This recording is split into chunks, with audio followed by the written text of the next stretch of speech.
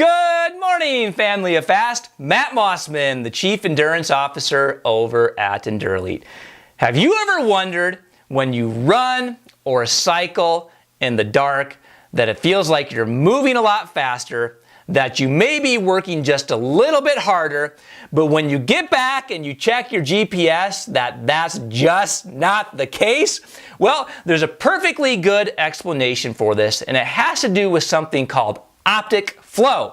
Now, in the simplest sense, optic flow is how you're gauging your movements or speeds based on your surroundings or the objects in your surroundings. So, as an example, if you're running during the day and you see a really tall building off in the distance, it just feels like it's really moving slowly towards you.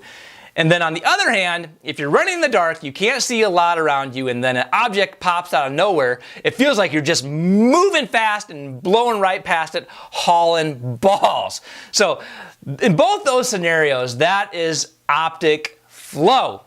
And there's actually been some research done on optic flow that was conducted at the University of Essex and then published in the Journal of Sport and Exercise Psychology. And they wanted to examine how optic flow affected rating of perceived exertion, or again, how hard you're working. Now, usually these scales these RPE scales will be anywhere from 0 to 20, with 0 being the easiest and 20 being like I'm gonna vomit and my legs are gonna fall off.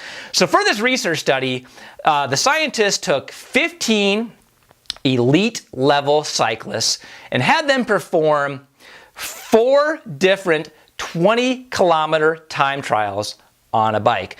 Now, for the first time trial, it was just served as a reference point. They did this 20-kilometer time trial as fast as they could.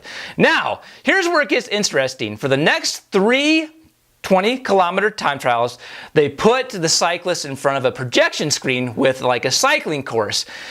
On one occasion, they projected on the screen how fast the cyclists were actually moving. On another occasion, they slowed it down by 15%. And then on another occasion, they sped it up by 15%. Now, during this whole time, for each of these time trials, the researchers were looking at the cyclist's power output and rating of perceived exertion every 4 kilometers. So after they crunched all the data, here's what they found, and I'm going to read this verbatim from the study.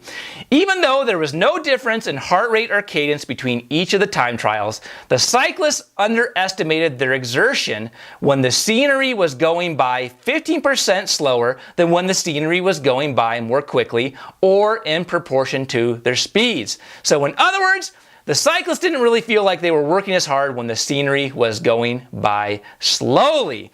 So what does this mean for you?